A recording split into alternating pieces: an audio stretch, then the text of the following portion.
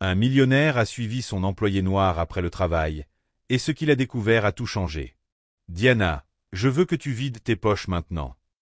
La voix de William Harrison déchira le silence de la demeure comme une lame glacée. À 62 ans, le magnate de l'immobilier se tenait dans l'entrée de la cuisine, bloquant la sortie de l'employé qui travaillait pour lui depuis 8 mois. Diana Thompson, une femme noire de 35 ans, cessa de s'essuyer les mains avec le torchon et se retourna lentement.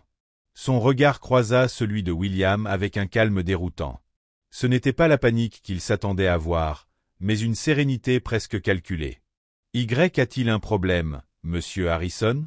demanda-t-elle d'une voix posée et professionnelle, mais avec une fermeté nouvelle que William n'avait jamais remarquée auparavant. « Ma femme dit qu'un bracelet en diamant a disparu de sa chambre, un bijou qui vaut plus de 15 000 $, dit-il en croisant les bras, laissant l'accusation flotter dans l'air lourd de la cuisine. « Vous êtes la seule personne à avoir nettoyé cette pièce aujourd'hui. » William Harrison avait bâti un empire en partant du principe que des femmes comme Diana étaient prévisibles, contrôlables et faciles à intimider.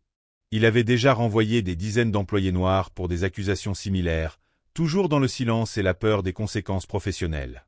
Diana hocha lentement la tête, comme si elle traitait une information nouvelle.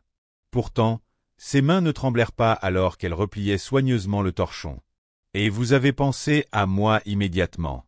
Intéressant. Ne rends pas ça plus difficile que nécessaire, reprit William avec son ton condescendant habituel. Je sais que tu as une fille à charge, je sais que les temps sont durs. Peut-être que tu t'es juste trompé sur ce qui t'appartenait. » C'est alors que Diana fit quelque chose d'inattendu. Elle sourit. Ce n'était pas un sourire nerveux ni soumis. C'était le sourire de quelqu'un qui voit enfin ses soupçons confirmés. « Monsieur Harrison, dit-elle en sortant son téléphone de sa poche avec lenteur, avant que je vide mes poches, si on appelait la police? Je suis certaine qu'il serait ravi d'enquêter sur un vol de 15 000 $. William hésita. Il y avait quelque chose dans l'attitude de Diana qui ne collait pas avec le scénario qu'il s'était imaginé. Une coupable devrait supplier, pleurer, nier, pas proposer elle-même d'appeler la police avec l'assurance d'un avocat. Depuis 8 mois, Diana observait William attentivement. Elle avait vu comment il traitait les jardiniers latinos, comment il parlait aux livreurs noirs de la pharmacie, comment son regard se remplissait de mépris chaque fois qu'une personne comme elle entrait dans son monde privilégié. Elle avait entendu ses conversations sur les assistés du gouvernement et sa croyance que certains groupes étaient naturellement portés vers le crime. « Ce n'est pas nécessaire si vous coopérez, » tenta William. « Mais j'insiste, » coupa Diana. Et pour la première fois en 8 mois, William comprit qu'elle ne parlait plus comme une employée. « En fait, j'ai quelque chose de très intéressant à montrer aux agents quand ils arriveront. » Son téléphone vibra.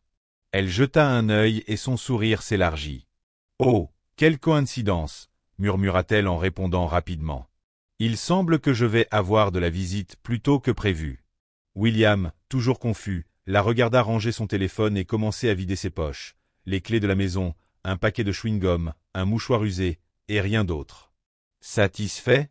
demanda-t-elle en tendant ses mains vides. Mais avant que William ne puisse répondre, la sonnette retentit. 1 fois, 2 fois, puis encore. Chaque son résonnait dans la maison comme un avertissement. « Désolé, monsieur Harrison, » dit Diana en se dirigeant vers la porte avec une confiance déconcertante. « Mais j'ai l'impression que notre conversation ne fait que commencer. » William resta figé, prenant conscience qu'il avait peut-être gravement sous-estimé cette femme qui nettoyait sa maison depuis 8 mois. Il y avait quelque chose dans sa démarche, comme si chaque pas avait été minutieusement planifié, comme si cette accusation était le moment qu'elle attendait depuis longtemps. Des voix se firent entendre dans le couloir, certaines en anglais, d'autres en espagnol. William fronça les sourcils, essayant de deviner combien de personnes Diana avait laissé entrer. Et surtout, pourquoi diable avait-elle les clés? « Monsieur Harrison ?» La voix de Diana, venue du vestibule, résonna avec une autorité nouvelle. « Voudriez-vous nous rejoindre dans le salon? Nous avons beaucoup à discuter. » Pour la première fois depuis des décennies, William sentit qu'il n'avait plus le contrôle. Et le plus troublant, c'est que Diana semblait orchestrer chaque seconde avec une précision presque effrayante. Il la suivit jusqu'au salon. Là, il découvrit plusieurs personnes qu'il n'avait jamais autorisées à entrer. 3 femmes noires, confortablement installées sur son canapé en cuir, et un homme en costume impeccable qui organisait des papiers sur la table. « Que se passe-t-il ici ?» s'écria William. Diana, qui sont ces gens et comment sont-ils entrés chez moi? Monsieur Harrison, répondit Diana, toujours d'un calme implacable, permettez-moi de vous présenter Madame Johnson, qui a travaillé ici il y a 2 ans, Madame Williams, qui n'est restée que 6 mois, et Madame Davis, qui a nettoyé cette maison pendant 4 ans avant d'être accusée d'avoir volé une bague, retrouvée plus tard dans la voiture de votre épouse. Le sang de William se glaça.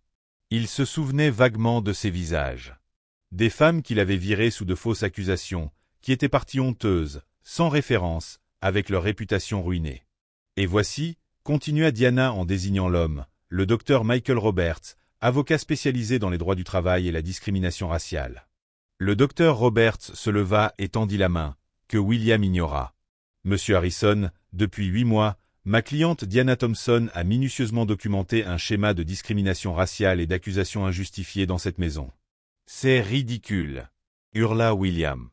J'ai le droit de protéger ma propriété. Et quand des choses disparaissent et que les seules personnes présentes sont noires, c'est forcément elles? Coupa Diana d'une voix chargée de colère maîtrisée. Les femmes noires sont donc naturellement des voleuses? Nous ne méritons même pas le bénéfice du doute? Madame Johnson, une femme d'environ 60 ans, prit la parole pour la première fois. Vous m'avez accusé d'avoir volé $500 de votre bureau. Vous avez dit que j'étais typique de mon genre et que je devais connaître ma place. J'ai perdu mon travail, mes références, presque ma maison. Et 1 semaine plus tard, vous avez retrouvé l'argent dans la poche de votre manteau. Je m'en souviens, murmura William sans oser la regarder. Mais je ne vous ai pas rappelé. Vous ne vous êtes jamais excusé, continua Madame Johnson. Vous n'avez jamais essayé de réparer ce que vous aviez fait. Diana s'approcha de la fenêtre et observa le jardin parfaitement entretenu. Pendant 8 mois, elle n'avait pas seulement travaillé comme employée de maison, mais comme enquêtrice. Silencieuse. Titulaire d'un diplôme en journalisme d'investigation, elle avait perdu son emploi dans un journal local lorsqu'elle avait commencé à enquêter sur les pratiques discriminatoires au sein de l'élite de Seattle. Ruinée financièrement, elle avait accepté un poste de femme de ménage pour survivre, et c'est ainsi qu'elle avait découvert que William Harrison était exactement le genre d'homme sur lequel elle écrivait autrefois. « Vous savez ce qui m'a d'abord interpellé, Monsieur Harrison ?» demanda Diana en se retournant, les yeux brillants d'une intensité qui fit se sentir William comme un rat pris au piège. « C'est lorsque je vous ai entendu rire au téléphone avec votre avocat, vous vantant de la facilité avec laquelle vous vous débarrassiez de l'aide de couleur chaque fois qu'il vous fallait un bouc émissaire. » William déglutit. Il se souvenait vaguement de cette conversation, mais n'avait jamais imaginé que quelqu'un l'ait entendu. Ou peut-être était-ce quand je vous ai entendu dire à votre comptable que les pertes mystérieuses étaient une excuse parfaite pour licencier des gens, et je cite, « Gardez ce genre de personnes loin des familles respectables. » Le docteur Roberts ouvrit un dossier et étala des documents sur la table. Pendant 8 mois, Diana a enregistré des conversations, pris des photos de preuves et recueilli des témoignages. Nous avons des dossiers d'au moins 2 employés noirs renvoyés à tort pour vol au cours des 5 dernières années. Vous ne pouvez rien prouver, tenta William, mais sa voix avait perdu son arrogance habituelle. En fait, si, répondit Diana en souriant et en sortant son téléphone. Comme cette conversation, il y a 3 semaines, où vous avez dit à votre femme que vous aviez trouvé une noire particulièrement suspecte à embaucher pour avoir quelqu'un à accuser au moment venu. Le téléphone de Diana diffusa alors la voix claire et reconnaissable de William. Cette Diana a l'air parfaite. Elle a une tête à voler si on lui en donnait l'occasion. Quand on aura besoin d'un bouc émissaire, elle fera très bien l'affaire. Ces gens-là ont toujours un cousin ou un frère à qui il faut envoyer de l'argent. Un silence de plomb suivit. William regarda autour de lui, retrouvant dans les visages déterminés des femmes assises en face de lui, le reflet de toutes ces années de préjugés et d'arrogance. « Le bracelet de ma femme » murmura-t-il, essayant désespérément de reprendre la main. « Il est toujours porté disparu. » Sans dire un mot, Diana se dirigea vers la cheminée et récupéra un objet derrière un cadre photo. Le bracelet en diamant scintilla sous la lumière. « Il était exactement là où votre épouse l'a laissé, » dit-elle calmement. « Derrière sa photo de mariage. Elle l'a enlevé hier soir avant de prendre sa douche, et elle l'a oublié. Je l'ai trouvé ce matin en nettoyant, mais j'ai préféré attendre de voir jusqu'où irait votre imagination raciste. » William sentit ses jambes flancher. Pendant 8 mois, il avait totalement sous-estimé la femme qui nettoyait sa maison, la traitant comme un objet jetable dans son univers de privilèges. Mais aujourd'hui, Il voyait dans les yeux de Diana une force construite sur toutes les humiliations qu'il lui avait imposées. Ce que William ne savait pas, c'est que chaque acte de mépris avait écrit sa propre chute, et que la femme qu'il pensait être sa victime était en réalité la personne la plus dangereuse qu'il pouvait croiser. « Vous ne savez pas à qui vous avez affaire », lança William en retrouvant une once d'arrogance. « J'ai des avocats, des contacts dans la police, des juges qui me doivent des faveurs. Vous pensez pouvoir entrer chez moi et me menacer ?» Diana le regarda avec un intérêt sincère alors qu'il composait un numéro. Pendant 8 mois, elle avait étudié chaque mouvement, chaque appel, chaque nom, chaque tactique. « Harvey, c'est moi, William. J'ai besoin de toi chez moi immédiatement. » Des gens profèrent des accusations ridicules. Mais la voix de William se coupa soudain. Son visage passa du rouge de la colère au blanc livide. « Comment ça, tu ne peux pas me représenter? On est amis depuis 20 ans. Conflit d'intérêts. Mais qu'est-ce que ça veut dire? » Le docteur Roberts esquissa un sourire en rangeant d'autres documents. « Monsieur Harrison, laissez-moi vous expliquer. Mon cabinet représente déjà officiellement Madame Thompson et toutes les femmes présentes ici. Tout avocat qui accepterait de vous défendre serait immédiatement en conflit d'intérêts. » William tenta 3 autres appels. À chaque fois, il reçut les mêmes excuses embarrassées, des agendas trop chargés, des conflits juridiques soudains. En moins de 15 minutes, William Harrison, le puissant magnate, se retrouvait isolé, sans défense. « Comment avez-vous fait ça ?» demanda-t-il d'une voix tremblante. Diana s'approcha de la bibliothèque et fit glisser ses doigts sur les livres de luxe qu'il collectionnait plus par vanité que par goût. « Pendant 8 mois, je n'ai pas seulement nettoyé votre maison, monsieur Harrison. Je vous ai étudié. Chaque appel que vous avez passé devant moi, chaque nom mentionné, chaque faveur demandée ou offerte. » Elle sortit une petite enregistreuse cachée derrière un livre, puis une autre, et encore une autre. William regarda, horrifié, alors que Diana récupérait des dispositifs dans toute la pièce. « Vous avez l'habitude de passer vos appels les plus risqués ici, le jeudi matin, pendant que je suis censé passer l'aspirateur. » Elle déposa les appareils sur la table. 8 mois d'enregistrement. 8 mois à entendre comment vous manipulez les contrats publics, comment vous corrompez les inspecteurs, comment vous utilisez des informations privilégiées pour spéculer. Madame Davis, jusque-là silencieuse, prit enfin la parole. Elle est venue me voir il y a 6 mois. Elle m'a dit qu'elle savait que j'étais innocente et qu'elle avait un plan pour le prouver.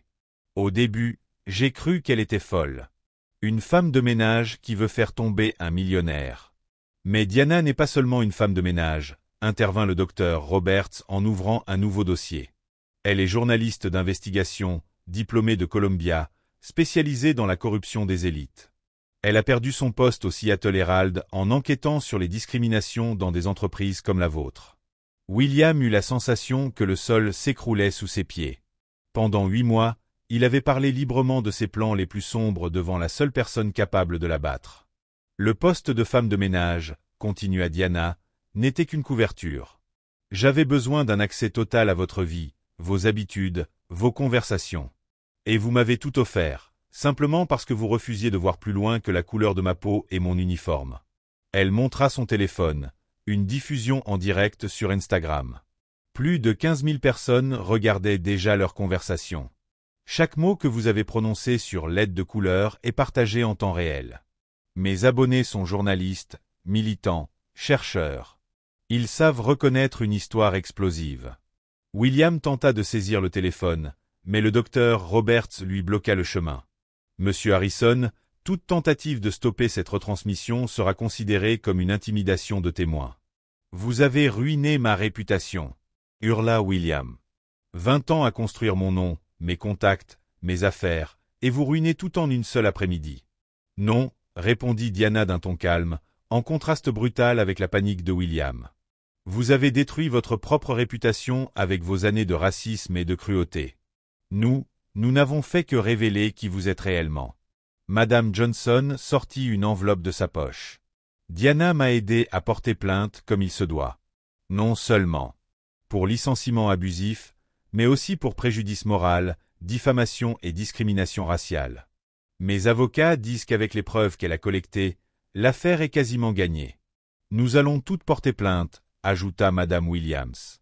Diana nous a aidés à comprendre nos droits, à contacter des avocats spécialisés et à rassembler des preuves qu'on ignorait même. William regarda autour de lui. Son bureau, sa maison, son empire. Et il comprit qu'il avait perdu tout contrôle. Chacune de ces femmes détenait une pièce d'un puzzle qu'il n'avait même pas vu se construire. Pendant 8 mois, Diana avait méticuleusement orchestré la chute de William, utilisant sa propre arrogance et ses préjugés comme arme contre lui. Le téléphone de William vibrait sans cesse, inondé de notifications, messages de partenaires commerciaux, membres du club de golf, notables de la haute société. Tous demandaient ce qu'étaient ces vidéos qui circulaient sur les réseaux sociaux. Sa secrétaire lui avait laissé 12 messages urgents concernant des journalistes qui appelaient au bureau. Harrison Property reçoit déjà des appels, observa Diana en consultant ses propres notifications. Il semble que 3 contrats majeurs aient été annulés à la dernière minute. C'est fou de voir à quelle vitesse les gens fuient quand la vérité éclate. Ce fut à ce moment-là que William comprit que le moment dans la cuisine, quand Diana avait proposé d'appeler la police avec assurance, n'était pas un réflexe improvisé. C'était l'apogée d'un plan minutieux, élaboré pendant des mois, exécuté avec la précision de quelqu'un qui avait anticipé chaque mouvement. Sous le poids des regards fermes qui l'entouraient, William comprit enfin qu'il ne faisait pas face à une simple femme de ménage cherchant justice, mais à une professionnelle expérimentée, qui avait utilisé son mépris comme fondement d'un dossier imparable. Mais alors que la diffusion en direct continuait de grimper et que sa réputation s'effondrait en temps réel, une question le hantait. Si Diana avait tout planifié avec autant de soin, que savait-elle d'autre sur lui qu'elle n'avait pas encore révélé? Coupez ce direct immédiatement, cria William en se précipitant vers le téléphone de Diana. Mais le docteur Roberts s'interposa fermement. Monsieur Harrison, toute tentative d'interrompre cette documentation sera considérée comme une intimidation de témoins, dit-il calmement, alors que le nombre de spectateurs dépassait les 30 000. Diana observait avec une curiosité presque scientifique l'effondrement de William. Pendant 8 mois, elle avait étudié chacune de ses réactions, chaque tactique qu'il utilisait quand il se sentait acculé. Elle savait exactement ce qu'il ferait ensuite. « Vous ne comprenez pas » hurla William, le visage cramoisi. « Je suis William Harrison. J'ai bâti la moitié de cette ville. Et vous êtes qui? Des noirs problématiques qui ne savent pas rester à leur place ?» coupa Diana d'une voix tranchante comme une lame. « Continuez, Monsieur Harrison. 35 000 personnes vous écoutent. » Le téléphone de William vibrait sans relâche. Message paniqué de sa secrétaire. Les chaînes de télévision appelaient. Les partenaires exigeaient une réunion d'urgence.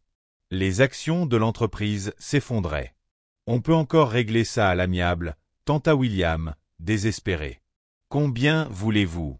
50 000? 100 000 $ chacune ?» Le silence qui suivit fut plus assourdissant que n'importe quel cri. Diana échangea un regard avec les autres femmes, toutes abasourdies par son aveuglement. « Il n'a toujours rien compris », murmura Madame Johnson en secouant la tête. Diana sortit une épaisse chemise de son sac. « Monsieur Harrison, j'ai documenté non seulement vos propos racistes, mais aussi l'ensemble de vos fraudes. Vous voulez voir ?» Elle étala des photos sur la table basse. William les reconnut immédiatement. Lui, remettant des enveloppes à des inspecteurs municipaux, des documents falsifiés sur la sécurité de ses bâtiments, des contrats frauduleux avec la mairie. « Comment avez-vous obtenu ces photos » balbutia-t-il, horrifié. « Vous vous souvenez quand je vous ai dit que je devais travailler les week-ends pour payer l'université de ma fille » répondit Diana en souriant froidement. « Ma fille est diplômée depuis 5 ans. Les week-ends, je vous suivais à vos réunions dites confidentielles. » Le docteur Roberts ouvrit un autre dossier. « Nous avons aussi des relevés bancaires montrant des paiements illégaux, des enregistrements où vous promettez des marchés municipaux en échange de faveurs politiques, et des preuves que vous avez surfacturé au moins 12 projets publics ces 3 dernières années. » William s'effondra dans un fauteuil, réalisant enfin l'ampleur du désastre. « Vous m'avez espionné pendant 8 mois. Vous vous êtes fait passer pour une femme de ménage pour me détruire. » « Pas pour vous détruire, » corrigea Diana avec un calme pédagogique. « Pour révéler qui vous êtes vraiment. La nuance est subtile, mais essentielle. » Son téléphone sonna. Diana répondit et mit sur haut-parleur. « Diana, ici Rebecca Chen du Seattle Herald. Nous préparons un reportage de une sur la discrimination raciale dans l'élite de Seattle. Peut-on fixer une interview? Bien sûr, Rebecca. J'ai beaucoup de choses à partager. Puis vinrent d'autres appels. CNN, The Washington Post, NBC News. Chacun d'eux intensifiait la panique dans les yeux de William. Vous savez ce qu'il y a de plus ironique? Conclut Diana en rangeant calmement les documents. Si vous m'aviez juste traité avec dignité, rien de tout cela ne serait arrivé. Je voulais seulement faire mon travail et subvenir aux besoins de ma famille. Mais vous n'avez jamais pu voir au-delà de ma couleur de peau. Le live Instagram atteignait maintenant 50 000 spectateurs. Les commentaires défilaient à toute vitesse. Justice, enfin. Ce type est immonde. Diana est une héroïne. William tenta une dernière carte désespérée. Je vais vous poursuivre tous pour diffamation. Invasion de la vie privée. Complot. Avec quels avocats? Demanda le docteur Roberts, ironique. Vos 5 cabinets habituels nous ont déjà informés qu'ils ne peuvent pas vous représenter à cause de conflits d'intérêts. Et avec quel argent? Ajouta Diana. Car selon mes calculs, entre les plaintes que nous allons déposer, les enquêtes pénales à venir et la fuite des investisseurs, Harrison Property n'existera plus dans 6 mois. C'est à ce moment-là que la sonnette retentit. 2 inspecteurs du département de police de Seattle se présentèrent à la porte. Monsieur Harrison, dit l'un d'eux, nous devons vous parler de certaines irrégularités dans vos contrats municipaux. Nous avons un mandat de perquisition et de saisie. William regarda autour de lui, son bureau rempli de preuves, de témoins, et de caméras diffusant son humiliation en direct à des dizaines de milliers de personnes. Comment? Murmura-t-il. Comment avez-vous orchestré tout cela? Diana se leva, ajusta sa blouse avec la même dignité qu'il avait portée pendant 8 mois de mépris silencieux. C'est simple, monsieur Harrison. Vous m'avez sous-estimé, car vous n'avez jamais pu voir au-delà de vos préjugés. Pour vous, je n'étais qu'une employée noire, invisible, ignorante, remplaçable. Elle prit son sac et se dirigea vers la porte, saluant les autres femmes qui allaient enfin obtenir justice. L'ironie, c'est que si vous m'aviez vraiment connu, vous auriez su que je suis la dernière personne au monde qu'il fallait choisir comme ennemi.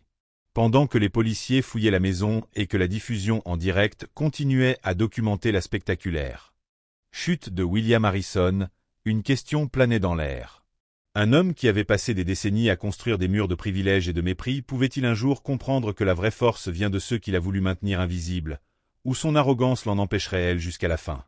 6 mois plus tard, Diana Thompson était assise dans son bureau au 22e étage du centre-ville de Seattle, contemplant la ville à travers une grande baille vitrée. Le poste de directrice des enquêtes journalistiques du Seattle Herald lui rapportait non seulement un salaire 3 fois supérieur à ses anciens revenus, mais aussi la reconnaissance qu'elle avait toujours méritée. L'histoire qu'elle avait révélée sur William Harrison était devenue un symbole national de la discrimination raciale et de l'abus de pouvoir. 3 universités lui avaient déjà proposé une chaire d'enseignement en journalisme d'investigation, et son livre Invisible par dessein, Comment l'élite perpétue le racisme figurait depuis 16 semaines consécutives dans la liste des best-sellers. Harrison marchait dans les couloirs presque vides de ce qui restait de Harrison Property. Sur ses 87 propriétés, seules 12 étaient encore sous son contrôle après les procès.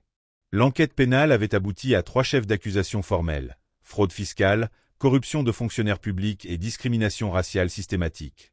Madame Johnson avait utilisé son indemnisation pour ouvrir une petite entreprise de nettoyage, embauchant exclusivement des femmes ayant subi de la discrimination raciale au travail. Madame Williams s'était retournée aux études et avait terminé le cours d'infirmière qu'elle avait abandonné après son licenciement injuste. Le docteur Roberts avait élargi son cabinet et créé un département spécialisé dans les cas de discrimination raciale.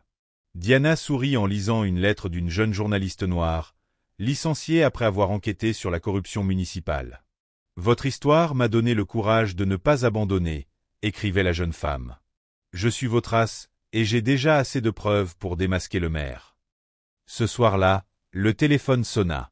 C'était Rebecca Chen. « Diana, nous venons de recevoir la confirmation. Tu as gagné le prix Pulitzer du journalisme d'investigation. » En sortant de son bureau, Diana passa devant l'ancien siège de Harrison Property.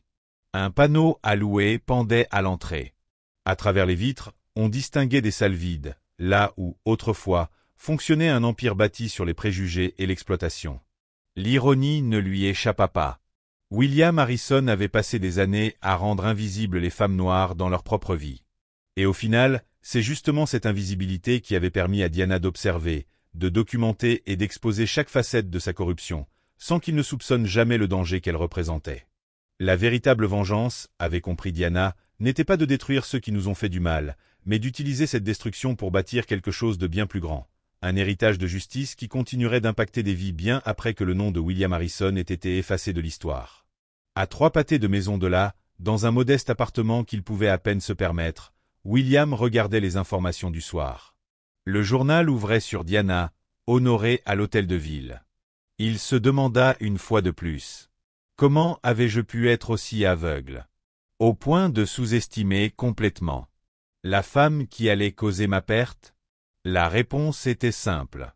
Les gens comme William ne voient jamais au-delà de leurs propres préjugés. Et c'est précisément cette limite qui les rend si vulnérables face à ceux qu'ils osent sous-estimer. Si cette histoire t'a inspiré comment l'intelligence et la détermination peuvent transformer l'injustice en triomphe, n'oublie pas de t'abonner à cette chaîne. Parfois, la meilleure vengeance n'est pas de s'abaisser au niveau de ceux qui t'ont blessé, mais de t'élever si haut qu'ils deviennent totalement insignifiants dans le paysage de ton succès. Ainsi s'achève l'histoire de Diana Thompson, une femme sous-estimée, invisible aux yeux d'un monde aveuglé par le pouvoir et les préjugés. Pendant que William Harrison croyait diriger un empire, il ignorait qu'il ouvrait sa porte à celle qui allait en révéler chaque fissure. Et si cette histoire nous enseigne une chose, c'est que les plus grandes révolutions commencent souvent dans le silence, mais finissent par faire du bruit dans tout un pays. Appel à l'abonnement. Si cette histoire t'a touché, choqué ou inspiré, abonne-toi dès maintenant à la chaîne pour découvrir d'autres récits puissants sur l'injustice, la résilience et la victoire silencieuse des oubliés. Active la cloche pour ne rien manquer. Like si tu crois en la justice.